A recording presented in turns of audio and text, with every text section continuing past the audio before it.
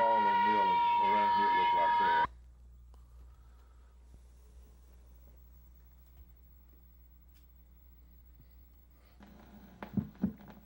Just let us know when you recognize things. Those houses there are in Plant 6, across the railroad track. Hold it just a moment. I made a mistake. The volume should be way down. I can't see it. What, the volume? I saw the smoke from him. Okay, go. He's one of the wealthy fellas. Yeah.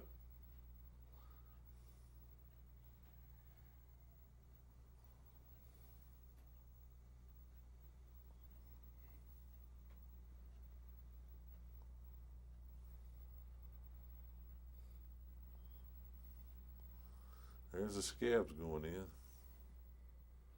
That's a change of the guard, isn't it? No, that's workers going in. That's a shift change. That's what I was told. Where is this? That's in Plant 6. That was a Gibson mill, but it's Plant 6 now. That's at the front of the plant. Talk about those street evangelists. Yeah, that lady I don't know. I've never heard her or saw her or heard of her. And the guy with the tie on, that must be the guy that's with her. Could you talk about the street evangelists at that time? Lots of them around. Yeah, there was a lot of them. That's probably her boyfriend. Yeah, there were a lot of evangelists in Kannapolis. Had a lot of tents up. That was about the only entertainment the people had, was going to church. Did they say anything about the union? At that, I don't know. I never went to any of their tent meetings, so I really don't know. How did the preachers generally feel about the union here in the 30s? Most of them were anti-union. I'd say most of the preachers were anti-union. Yeah. Mm-hmm. Just repeat. Most of the preachers were anti-union. Yeah, most of the preachers that I was around were anti-union. Okay. Any more comments about what we're seeing? The only thing there is that's the old Gibson mill. It's Plant 6 now, the largest mill that Fieldcrest Cannon has in Concord, and that's the front of the mill, and that's the guard house there. They've had that guard house there for years and years. It was there in '74 when we was trying to organize Cannon. And the houses across the street, those are company-owned houses. They right across the railroad track from there. Now, how old were you and where were you in '34 when this was taking place? I lived in Kannapolis on Grove Street in 1934, behind Plant 1, Cannon Mill Plant 1, when they had the National Guards, those people that's there. And they had them all over Kannapolis. They had them on the top of the plants with their machine guns, and they patrolled the city of Kannapolis. Had spotlights on the mill, machine guns mounted on top of the mill, and they would Go ahead. and they would deputize anybody that wanted to be a deputy. They would give him $5 a day to be a deputy. Back then, the workers was making $5 and $6 a week, working 10 and 12 hours a day in the plants. But the people that would shoot them, they'd give them $5 a day to wear a gun and shoot those people. It was made Cannon the millionaire. Did you remember anything about that? I remember about the National Guards coming in, deputizing some of the fellows that I worked in the plant with, Plant 1 in Kannapolis.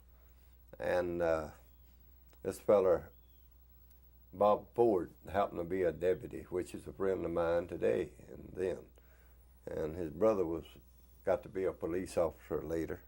He was sworn in, and I was only 18 years old back then,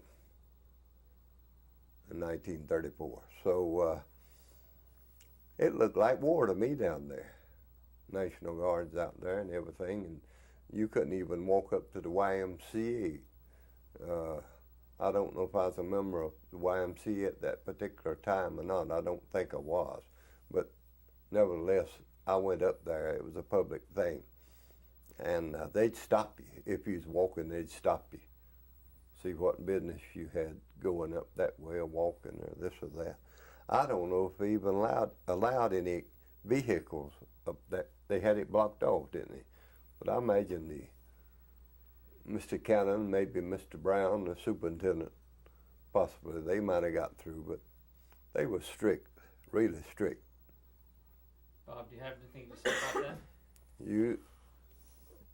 I don't think I had to show any identification or anything or this or that when I passed the guards, but they talk to you, want to know where you're going, what your business was up that way, and this or that.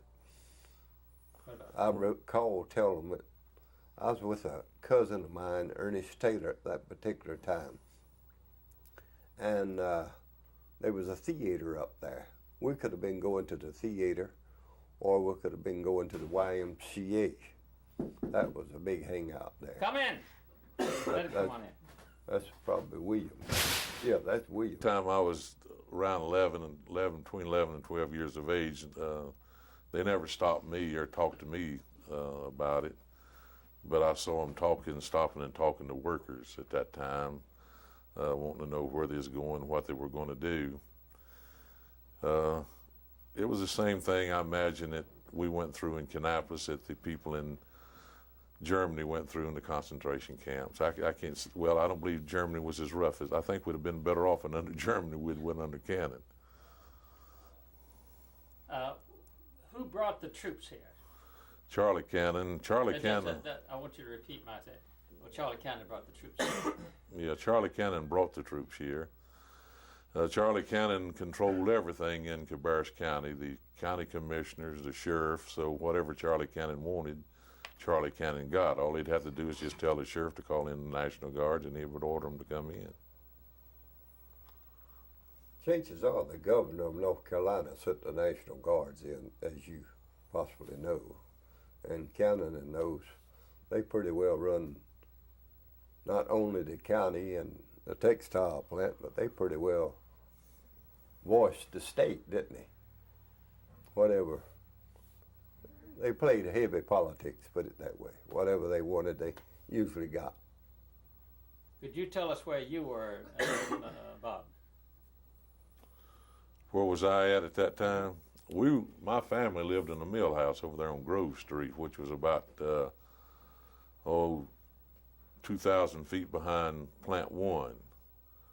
So everything that went on as far as the guards were concerned, and the spotlights and the machine guns, we could stand there in the yard and see them. The whole village, all the mill village surrounded Plant 1 and Plant 4, and they were in both of those plants, so we could observe everything that was taking place as kids and see what the guards were doing.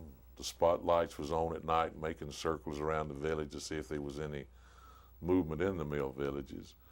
All of the mill villages at that time had outdoor privies, so if you went to an outdoor privy, you could bet your boots a spotlight would be following you there and back. Do you think all that was necessary? What caused all that? Well, the workers, a group of them was trying to form unions, and the reason that the Cannon had called in these guards, had them sent in and harassed and coerced these people, was because the people were trying to throw off the chains of industrial slavery. They were trying to live as human beings, and they weren't about to let that happen if they could help it, just like they're not about to let it happen today if they can help it. There's not, as far as the union is concerned in North Carolina, it's hated just as much in 1991 as it was hated in 1934. There isn't any difference in the hate. And their goal in North Carolina is to keep the workers in this state ignorant and working for nothing. And that's what they're doing. Okay, let's go ahead with some of the see if any more of this brings anything to your mind. We didn't get to the cards yet. You talked about the national. Okay, well. Yeah. Okay, you want to Want me to fast forward? Yes, fast forward through it, because this is, Do you want to go back to the guards swinging in? No, I didn't plant one. There's no tower at plant one. There's not a plier at plant 6, not a tower. But there's one in Johnson, but that front there, that's definitely, the front of that mill was plant 6, but definitely plant 6. okay, you fast forward. I'm rewinding. Okay.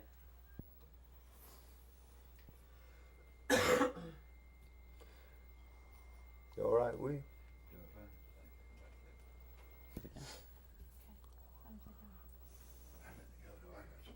Yeah, okay.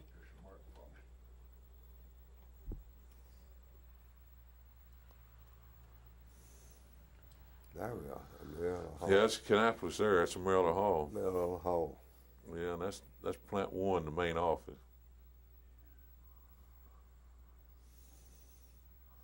Man, they brought them in here on Allied trucks, didn't they? Allied vans. They didn't think too much of the National Guard back then, did they? We made them stand up to ride. Well, if they order, see, buddy, they have to go just like if you're in the Army, and they order you to go to Germany to stop out of war, you got to go. Yeah, look how many people they had in that little truck. They had to stand there. They Back had a company in there, didn't they? Richard Dancy did guard up there. Boy, howdy. You remember Richard? Richard who? Richard Dancy. Richard Dent. Dancy. Dancy. He would be your age or a little older. Yeah. I don't recall if I remember him or not. Yeah, that's plant 1 there. That's in front of the main office Yeah. in Kannapolis. Can you say that one more time, please? That's where they was. That's ordered in to plant go. 1. That's Kannapolis. That's plant 1 there. It's the main office in Kannapolis. And that's plant 1 there coming out beside the office there. Yeah, that little house is still there. Little guard house. They look just like they did today. No difference in them.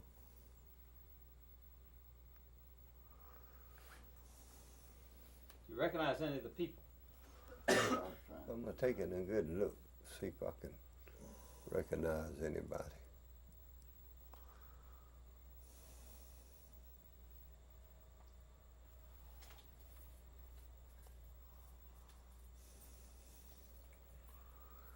Yeah, you can always hire half of the working people to kill the other half. That's a good example of it right there. Well, those National Guards are under orders. They have no choice, whether they like it or not. I was in Chicago when they called out the National Guard to protect the blacks going into Cicero. Whether they liked it or not, they didn't have no choice but to block the streets and let the blacks march. You recognize where this is, Mr. Freeman? No, I don't recognize that one. It looks like the old opening room in Plant 1 from that guardhouse on the left, but you never know. No. That ain't it. All of Kannapolis always had a fence around it. I don't see a fence there. Well, they made those inside the fence. Yeah, there it is. That's gate number 2 there Yeah, it's number 2 gate. in plant 1. And they still, I think they still got them old guardhouses right there. Yeah, that old guardhouse still there. Same one. I did security work there after I retired from work. Now, that's Plant 1.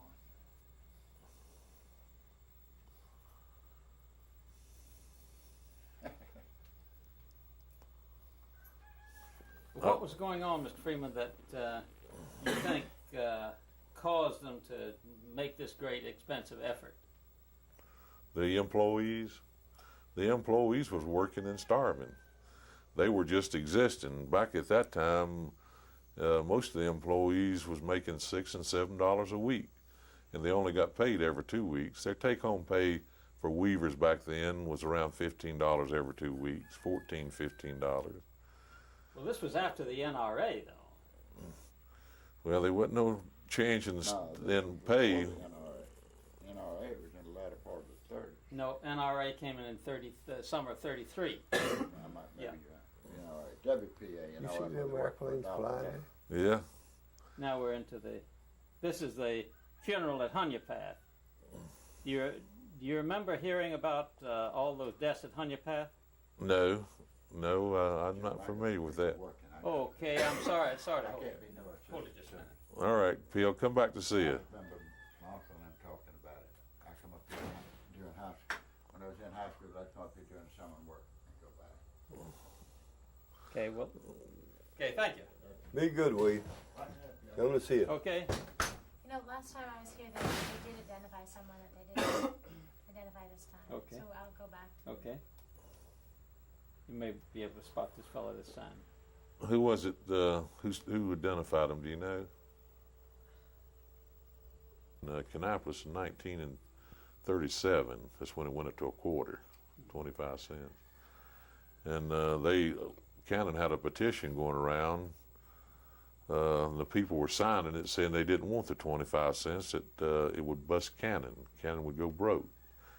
And hundreds of them signed that petition, saying they didn't want 25 cents an hour. So I know it didn't come in until 37. That's the Mariella Hall there. Yeah, That's down near that's the town. middle office right there.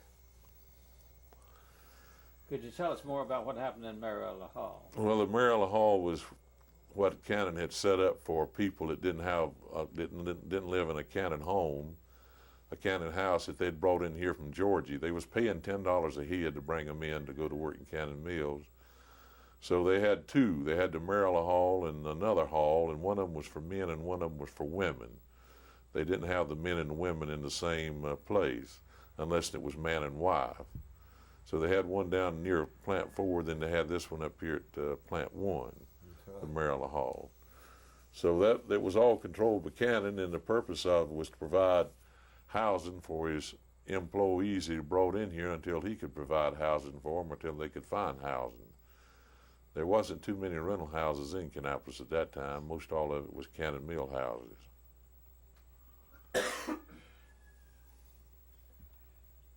I pass forward to that spot? Yeah, it's coming up, I think. Just let us know if you recognize any people. Notice these girls are pretty well dressed. What do you say about that? They would be most likely timekeepers in the plant, Yeah. since they're coming out the same time the employees are. They wouldn't be in the main office. They'd be timekeepers. Inside each one of the departments had a timekeeper. Those officers there, the officers got on the light uniforms. They didn't have a National Guard in Kannapolis at that time, so chances are that National Guard unit was out of Mecklenburg County.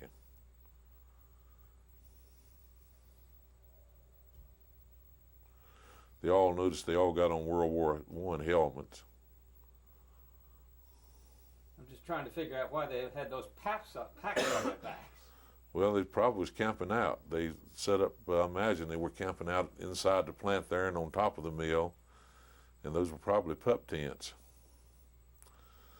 Each pup tent carries a half, and be two soldiers put their halves together and make a pup tent where they can sleep in.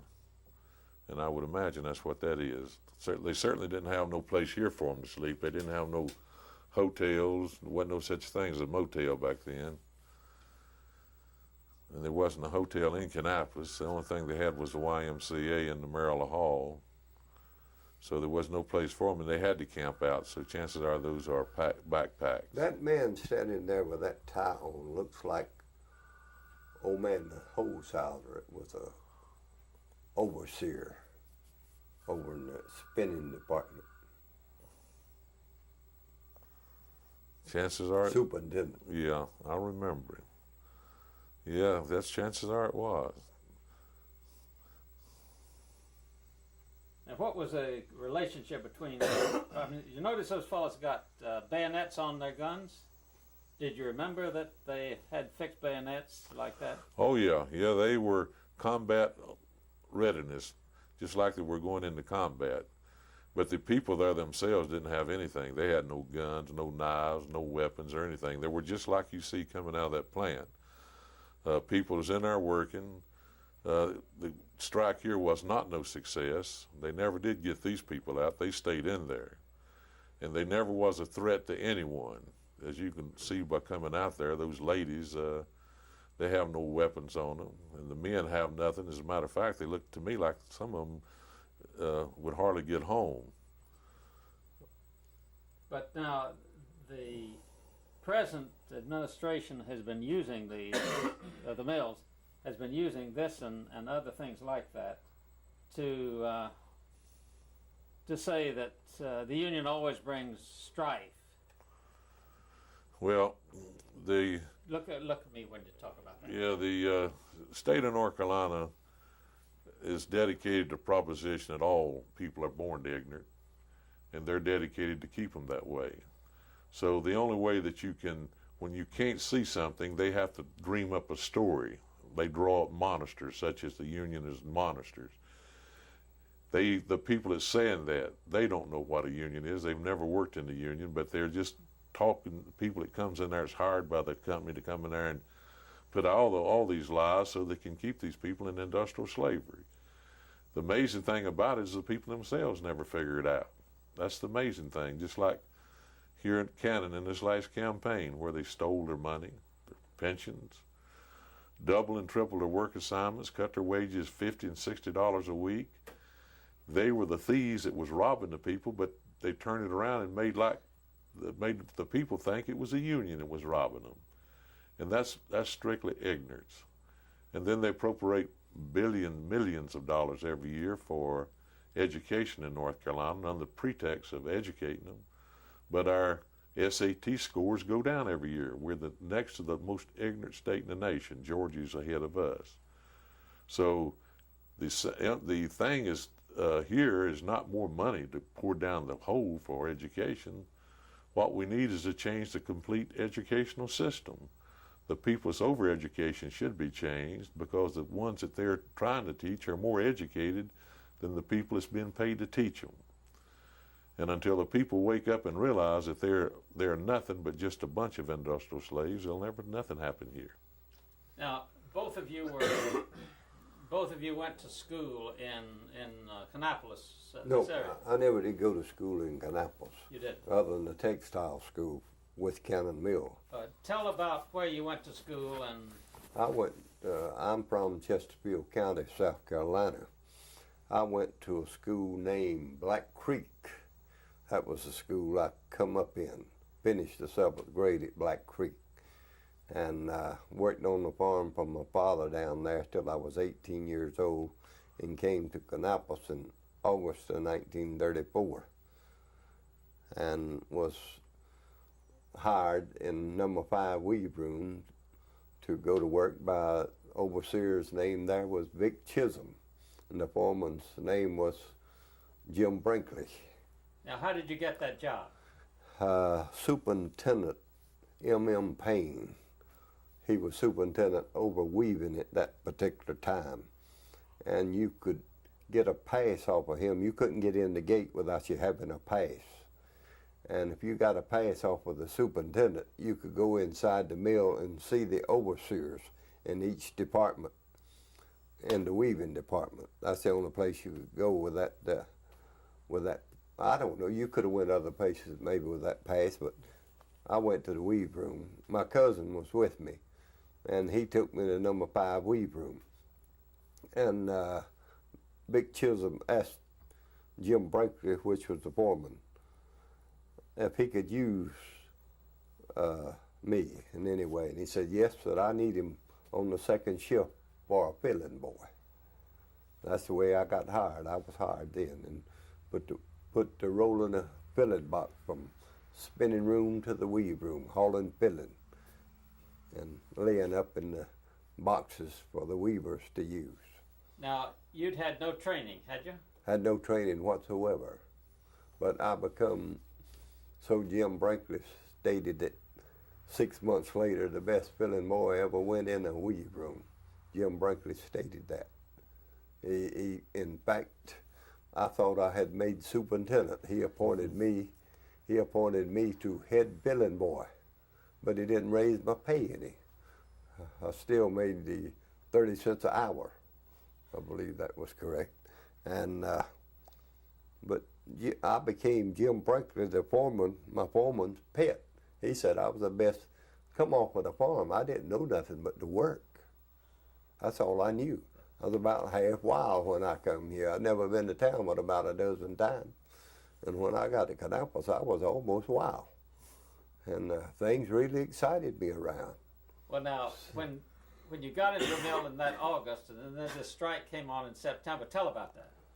Well, I recall going with my cousin up to the theater or the YMCA. They was all right there next to the Mariella Hall, as we have talked about previous. And we were going up there, and as we started up there from downtown, everybody was walking. Nobody had much to ride on back those days. We started up the sidewalk up there, and the guards asked us where we was going. And I well recall, it looked dangerous to me, the armed guard. Nobody was putting up a fight of any kind, but the guards acted like there's something bad going on. But there really wasn't anything bad going on. They just wanted to know where you was going, and we told them going up to the YMCA or the theater up there. And that was something like maybe 11 o'clock in the day or 12. And we went to work at 3 o'clock, I believe it was, or something like that. And so we come on up there early to fool around up at the YMCA and this and that. The only place you had to go, they didn't have bathrooms in the houses. They had a bathroom in the YMCA, a big bullpen they call it. Every man would go in there and take his bath and this and that and catch an athletic foot and on his way. And so that's all we knew back then, and that went on for several years. Did you know anything about there being a strike when you came up to that place? About the strike, you say? I didn't know anything about the strike other than I just was told that some of the people was trying to pull a strike and they was wanting the union. Very few people that, in fact, I had an uncle to get involved with the union and got fired, run off out of Cannon Mill. His name was Kite Woodard, and my mother's brother. He favored the union, but later on, he had to put the house in some of his daughter's name or something or another. It was in his name. They would have made him move, but his whole family was working in the mill and they needed him. And but I don't think he ever worked anymore for Cannon Mill. No, they blackballed him. Now, what did you know about unions when you came to this town as a boy of 18? Know about what? Unions. Nothing. Never heard of a union before in my life. I didn't know what a union was. I thought it was some Satanism or something.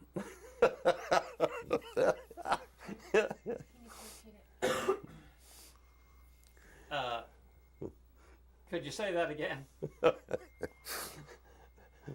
I didn't know anything about the union at that particular time. I was only 18 years old, fresh off of the farm. But I thought this union thing was some sort of Satanism. And I thought it was against everything it was right. In other words, I just didn't know. Where'd you get that idea? I just thought it up. I mean, I thought the union was wrong. Yeah, I thought they was wrong. They was trying to stop us from going to work and this and that, but nobody bothered anybody. I didn't know of anything. I don't know of anybody that caused any trouble over there whatsoever. The people were so poor. 3/4 of them was, they was in favor of Cannon Mill. I doubt if there's a fourth of them that was in favor of the union, were they, Robert? Mm-hmm. They wasn't a fourth of the people. My uncle happened to be one of them, though, Kite Woodard.